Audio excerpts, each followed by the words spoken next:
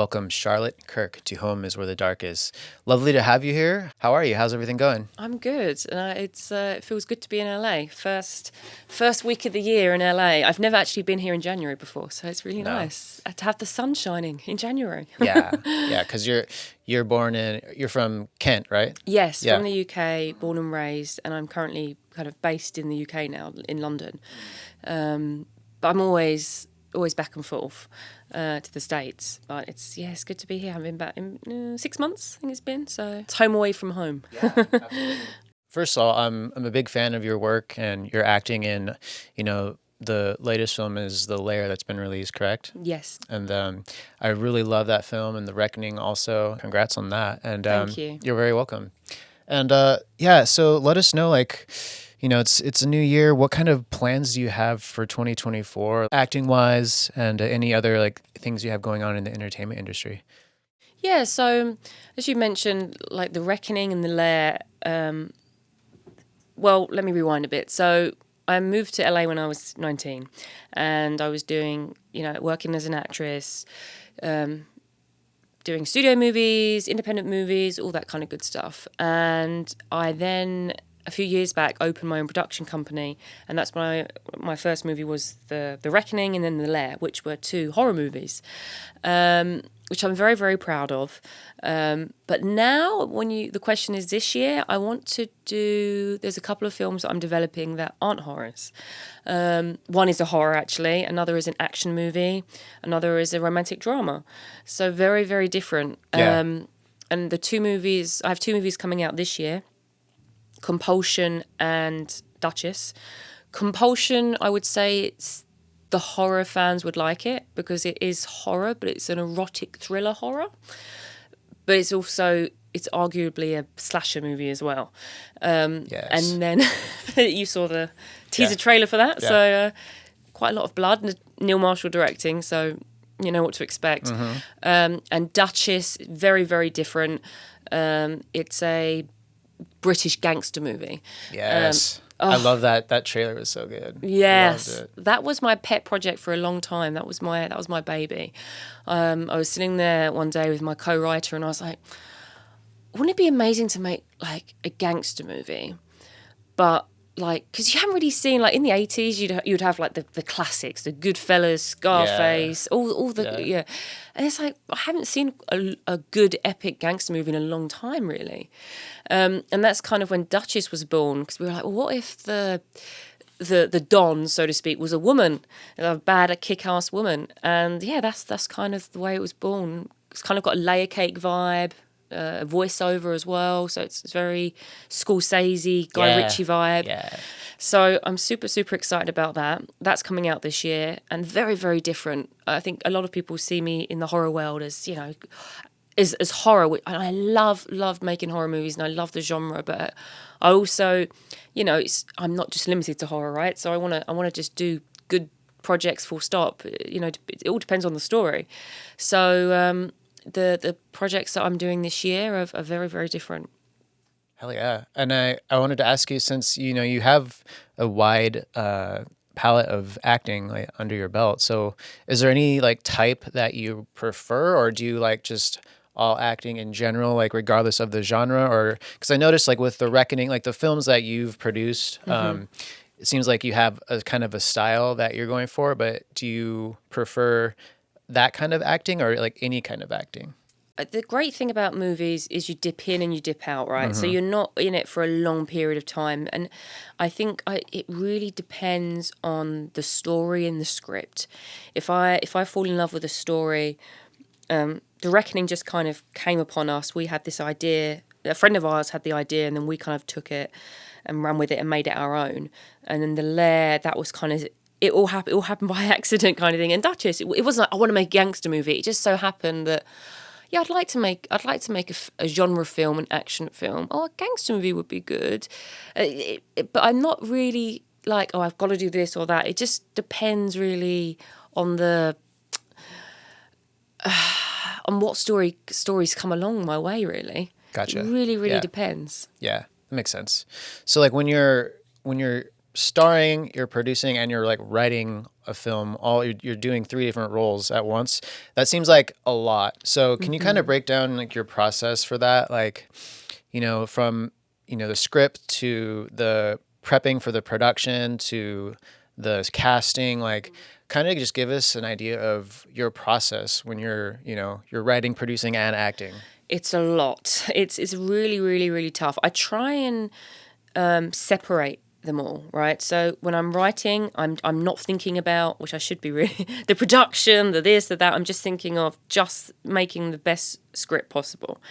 And then once that's completed, and then I look at it as an actress, which is kind of the main thing that I do. And I the other things really are out of necessity, right? I write to create great stories. I produce out of necessity. My whole, like, what I love to do and my being is acting, really.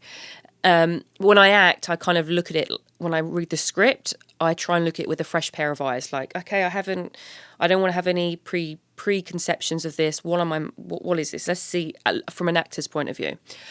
And then as a producer, that's a whole other ball game. That's just putting everything together. But I don't produce it on my own. I need a whole, team. Yeah. But it's a lot. It's very, very difficult. But I definitely, I would say, just when I'm on each role, if I'm writing, if I'm acting, if I'm producing, I'm switching off from the other roles. I have to, because you have to put all your attention and focus into the one thing you're doing. So that's what I try and do, to try and make the best movie possible, Gotcha. Yeah, I mean, I think about like, there's so many parallels with music, with making music and making films. And I kind of think of it like, when I'm doing a production that I've written and I'm recording it, I'm producing it, mixing it, etc. Like, I think about, okay, when you're doing so many roles in one project, it's hard to have like an objective view of it because you're so in it, you're so involved in like every step of it. Yeah. So what kind of things do you do to help yourself like see it from, the audience's view to be more objective? Because when you're doing all those roles, it's like it's your baby, so it's hard to see it objectively, right? It So is. what kind of things do you do to help with that? You have to trust the people around you. I think that's so important, and respect. The director's job is to direct, and the other producer's job is to produce. Having the best team around you, I think, is key. Yeah. So, so important. People you trust creatively, and all the other stuff that comes with it. So, so important. Yeah. But you can never second guess yourself either, and second guess like what the audience wants. I think. Right. So you just want to make. Neil always says, I try and make movies that I would want to see. Right. Right. And when you can never second guess the audience because you never know what they want. It's different. When the movie comes out next year, it's different to how the zeitgeist is right now. It's Totally. always different. Yeah. It's so, so difficult. So never second guess it and go with what you think is best and have the best people around you.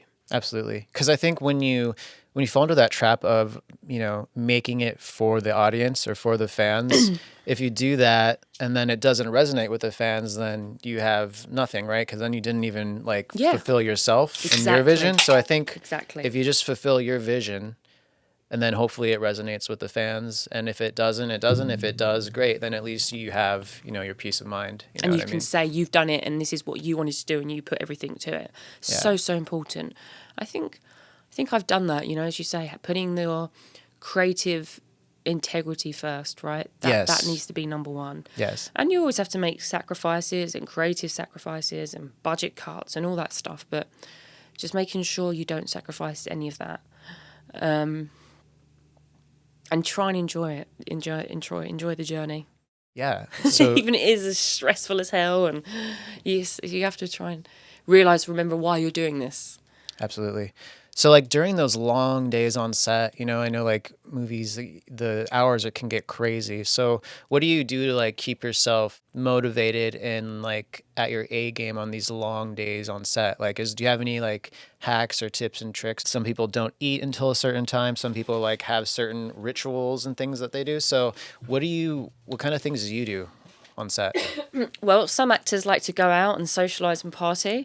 I am a complete I literally wake up, have breakfast, go to set, go to sleep. That's it. I don't really socialize or go out or when I'm filming. I just find it really difficult. Even on my days off, I'm kind of one of those where I just switch up, just want to stay, especially if I'm the lead and I'm carrying the movie. It's different if it's if I'm not, needed every day, that's different. But if I'm needed every day and I have a responsibility to carry that film, so I try and just look after myself and really just focus on the work. I don't really and then when it comes to the wrap party, I'm usually ill or like, oh my God, it's like, oh my God, we've done it. We finished it. And it's always that bittersweet thing like, okay, it's done. It's a relief. It's in the can.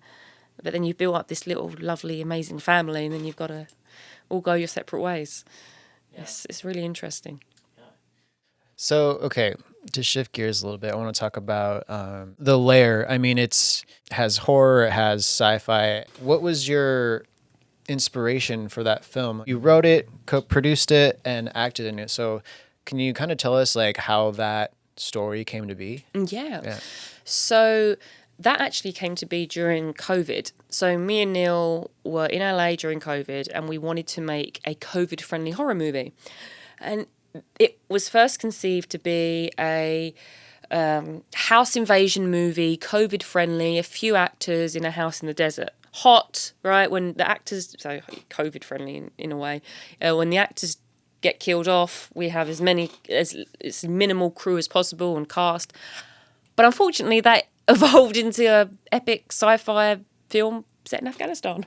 It was meant to be one thing, and then Neil was like, yeah, but what if we just change it to aliens? And then what if, in fact, it's not set in a house at all? What if it's like set in Afghanistan and she's a soldier and she's a fighter pilot? And so it was very, very different to what we started out. And then, a big inspiration for that film was Alien, Ripley. Yeah. Predator. Sarah Connor definitely had a few inspirations there. And it's the first time I ever fired a gun in that film. So, and I didn't have much practice on that. So, shooting at AK-47 was fun. It was quite a few, playing a British fighter pilot. I actually spoke to a real woman who was a real woman. I spoke to a real woman, a real British fighter pilot, because I wanted to know, I wanted to do some, like, how am I meant to, tell me what's that like? How do you do it? How does the mechanisms? How does it all work? So that was that was very interesting. It was a really fun role, and it was very action packed, as you know. So yeah, you have a lot of action scenes. Like, and that was my next question: is do you train for that, or do you have any like stunt doubles and anything, or do you do all of your scenes? I did as many stunts as I could. There was, I'd say, a handful that I didn't do, but for the most part, I did. And I have to say. And on the Reckoning, it's like lots of things. I never had to learn how to horse ride. I had never done that before. Had to learn how to sword fight.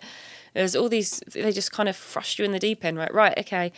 And when we were writing it, I was like, yeah, well, I mean, maybe you don't really see her riding the horse. I was really scared. I was like, I don't know if I could do this. And I was like, when it came to it, I was like, fuck it, let's just do it. And then I loved it. You just push yourself and push your boundaries. And I actually loved it. And it was necessary. Necessary for the character. You didn't shoot in Afghanistan, did you? Oh, no. No. I was like, okay, so where was that shot? And we shot in Budapest. Oh, actually. Cool. Yeah, and we shot The Reckoning in Budapest as well. Nice. We found a quarry that looked like Afghanistan, according to Neil and the DP. And it was pretty good. A few people have asked us that. Did you shoot in Afghanistan? Because I think we did well on the comparisons. Yeah, absolutely. So, I mean, you've worked with Neil a lot, and so can you tell us, the audience, like how your relationship developed, and you guys, it seems like you have a great dynamic working together on these films. So can you tell us about that? Yeah, I think it's very interesting because Neil is, he's a great, talented director, writer, and I'm an actress, and before I met Neil, I hadn't written anything before. So I think we were, all these previous films that we've done together have been so successful because it's a good balance. It's a good combination. Neil comes at the project with a visual director's mindset, and I come at like an actor's mindset. So Yeah. very, very different. And I think it's worked really well. You know, Duchess was a big inspiration. We both wanted to do a very different genre than horror before, and he'd wanted to do a gangster movie, and so it kind of all fell naturally. Awesome. Yeah. So because I know like when you're acting, especially on these two films that you've written and produced as well, is it hard for you to, since you're in creative control, like you're thinking about your acting, of course, and your role and your lines, but do the lines become blurred when you're like, say you're doing a scene and you're noticing like something on set that you feel doesn't look right, or like say, is it hard for you to snap out of that, or are you able to just laser focus in on, okay, I'm just acting right now, you know what I mean? Because when you have all that creative control, does it get distracting, or are you able to just shift? No, I have to. As soon as the camera is on and they shout action, I have to switch off. There's always bullshit going on, Yeah. like not just in the production, it's in life. There's always stuff going on, and that's one of the joys of acting. I love so much that you get to switch off. You get to completely evolve and like absorb yourself into this world and this character, whoever you're playing. That's what I love about it. That's one thing I do. Whatever is going on, I could have the worst day ever. I'm sick, or I've had, when I had COVID, but I had to get on with it. This show has to go on. So, you just have to, that's one of the reasons why I love acting, is because nothing else can come in the way when I'm in that moment in the scene. Yeah, it seems very therapeutic. One of the main things like I struggle with is like my mind is always racing at 1,000 miles per hour with like thoughts, like so many thoughts all the time. So when I find like an activity that gets rid of all of that, I'm able to like actually relax. So it seems like for you, acting is one of those activities where you can just zone out and just focus in and not worry about all the other things. Oh my God, absolutely. Yeah. And I think, it's kind of scientifically proven, or that being creative is one of the few things you can do that keeps a human in the moment. So for you, your music, or if someone's painting, or whatever it is, if you're being creative, I think it like forces the mind to be only in that moment. Otherwise, anything else you're doing, even when you're drinking or whatever, you're still thinking of yesterday or tomorrow. You're never quite in the moment. Right. It's really difficult. Really, really difficult.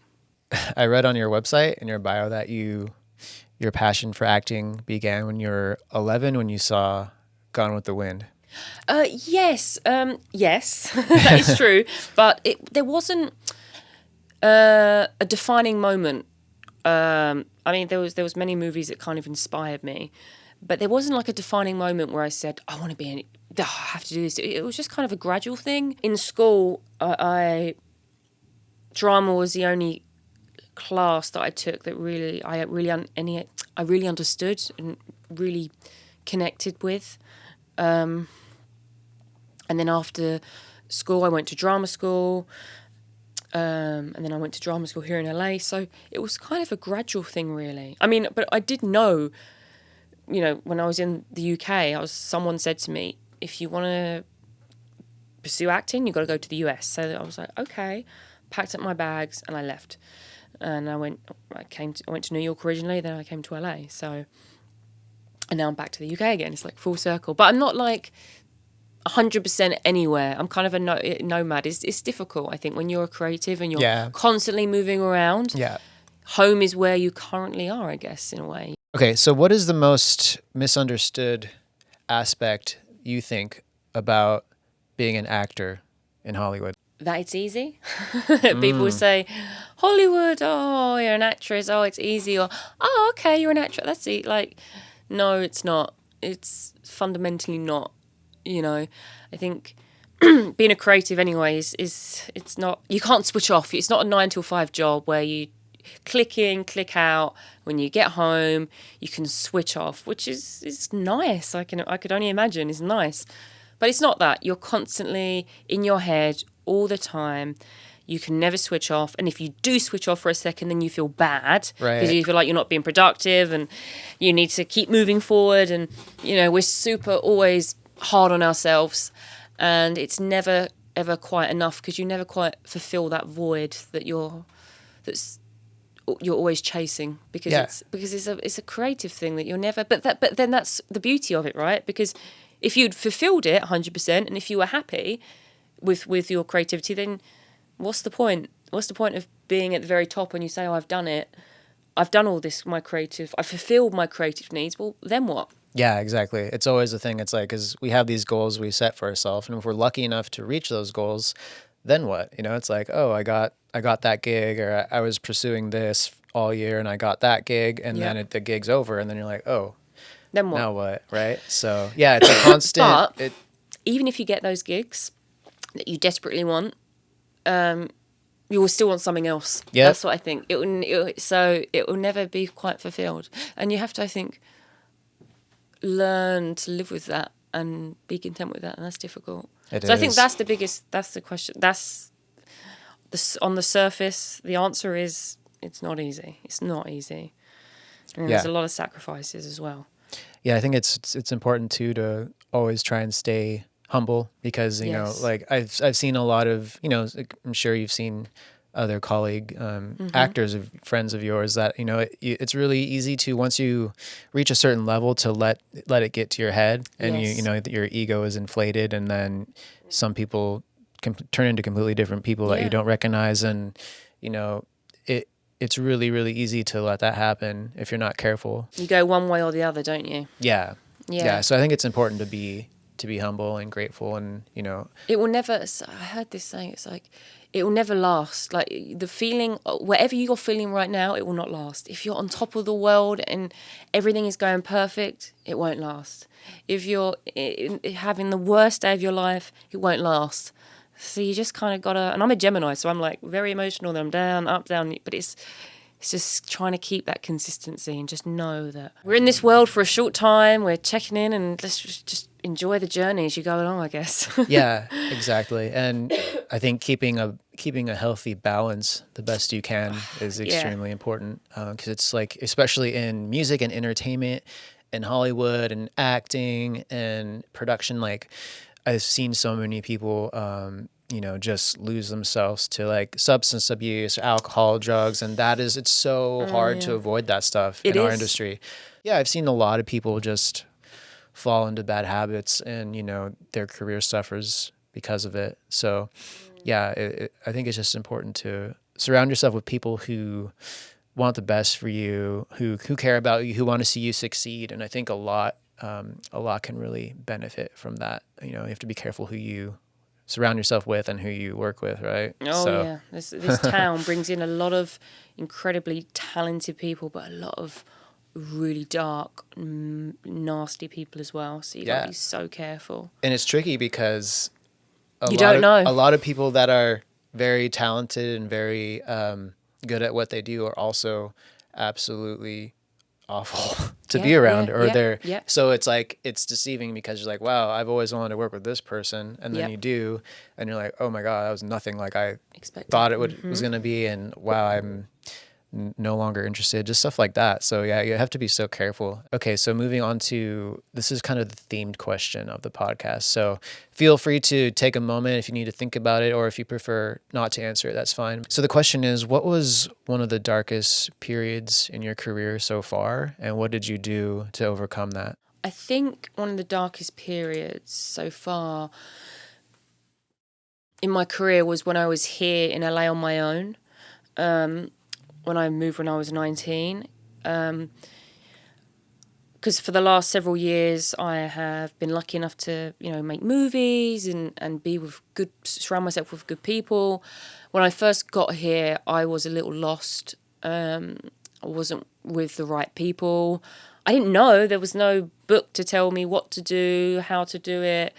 So it was very, very difficult. And you know, it was really tough. You know, I was on my own. I had no support, no friends, no family, halfway around the world, like no one, literally literally on my own. So, and, you know, came across some very bad people. So, and I know I wasn't living my dream. I wasn't, you know, creating art, you know, so I would say that was the worst time. You know, This time is always stressful because, I've got a lot of responsibilities of productions and producing and this and that, but I wouldn't say it's bad because at the end of the day, it's stressful, but I'm doing what I love, right? So I can't complain about that. But if I had to choose, it would be when I wasn't doing what I loved and I was on my own and I had some bad experiences with some bad people, and that would be the time.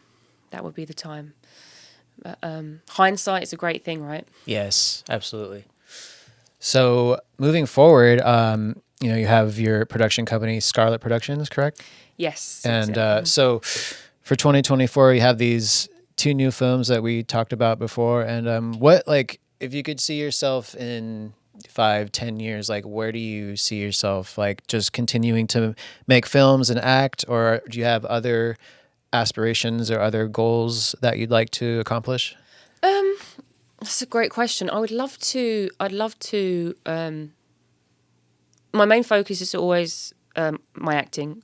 That will always be my first kind of number one priority, making great films, expanding into TV potentially.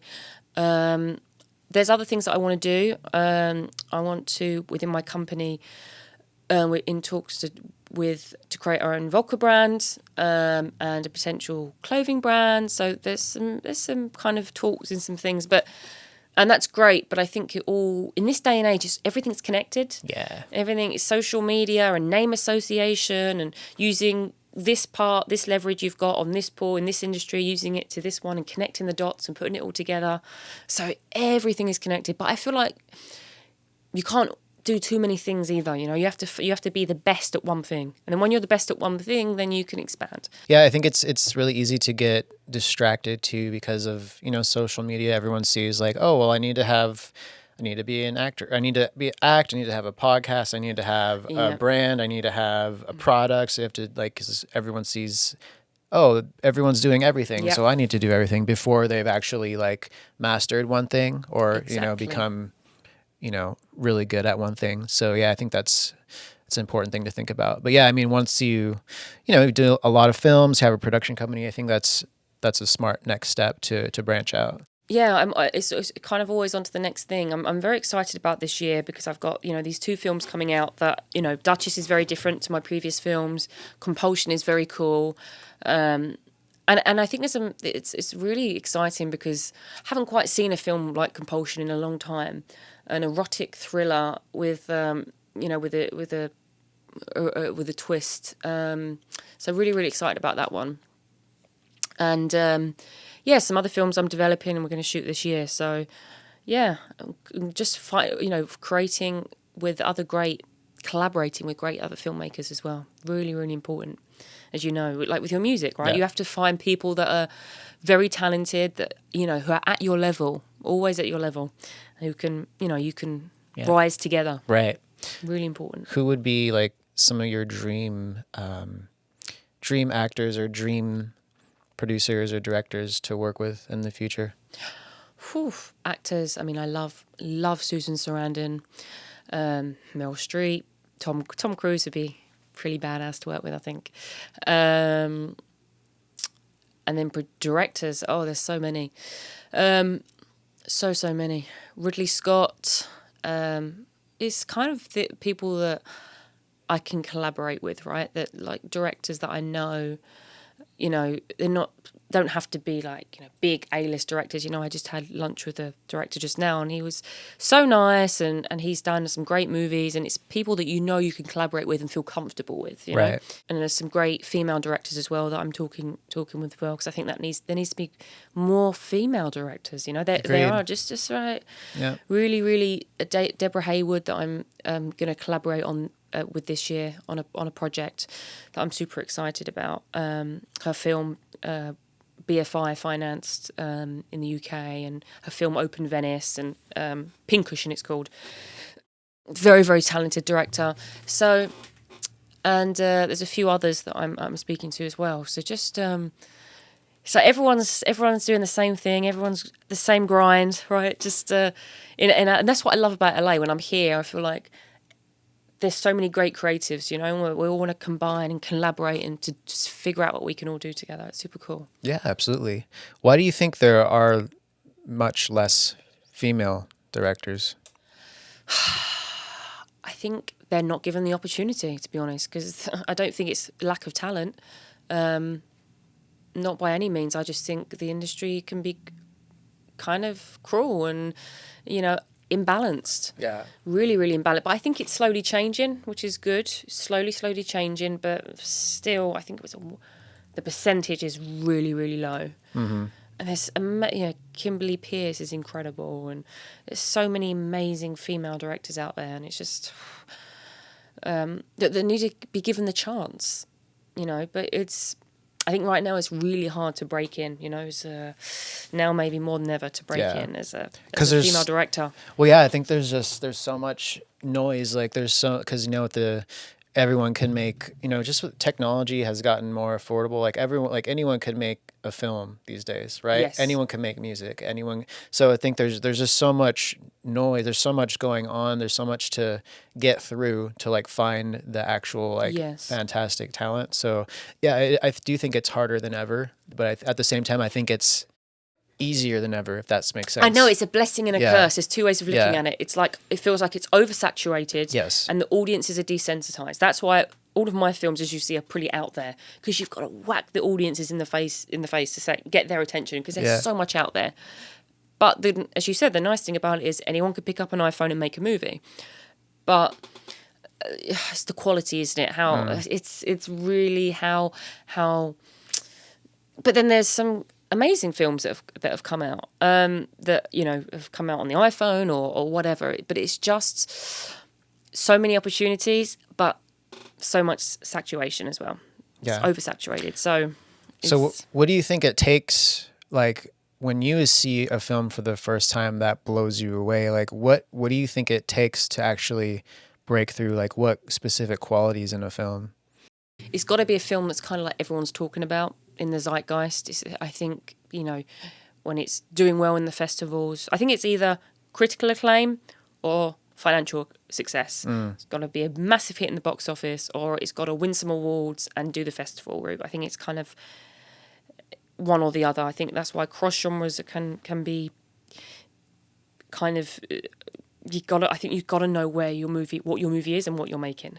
Otherwise, you can kind of fall in the middle and get lost within the mix. So you've got to be very clear on what you're doing.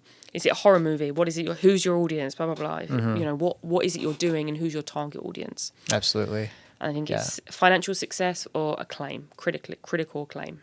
Okay, so I'm curious about, it can be on any set, but I'm curious, you have any like crazy stories about just outlandish things that have happened on set? Well, the only thing I would say is movie sets are bloody dangerous. Yeah. You have to be so careful. I mean, yeah, they're just dangerous. I mean, on The Reckoning, every movie I've nearly had a serious accident. On The Reckoning, the first day, the first shot, I had this beautiful big black beauty of a horse, and it literally action, first take, first shot of the morning, and it ran off, and I just hold on for dear life, and that could have just been a complete disaster, but the horse got back in its place. We reset, we did it again. Again on The Reckoning, when I'm swinging down. Movie rain is very intense. It's literally like a shower. Movie rain. It's literally like a shower. And I couldn't literally see what I was doing. It's a real sword, and I had to cut my husband down, who was hanging from the tree. And I couldn't see what I was doing, and I was swinging this sword, and then there was music blurring, like, because I wanted some music to kind of, it was a montage to get me in the zone. And the director was calling, cut, and I couldn't hear because the rain was in my ear, the music, and I was like this close away from the stunt guy's neck. So that was actually slitting throats. Yes. And again, so dangerous. That's why you've got amazing stunt guys on sets and amazing stunties that I couldn't even do. The stuff they do is amazing. So that would be my thing, that you just, movie sets, as you know, and there's been some unfortunate deaths as well, you know, on productions. You got to be so careful, so careful. Charlotte, it's been great. It's been great to learn more about you and to have you. And where can everyone find you on your website and your socials and all that? Yeah, so Charlotte Kirk Official on Instagram, and my Facebook page, Facebook fan page, and my website, charlottekirk.com. Perfect. I'll put all that in the description on the video, and tell everyone what to expect from you in 2024. 2024, we've got so my film Compulsion, my film Duchess, and I'll be filming at least 2 productions this year. So, yeah, it's going to be an exciting year. I'm very, very excited about this year. Excellent. Looking forward to the new films, and it's been great to talk to you, and thank you for coming on. Thank you. Appreciate you.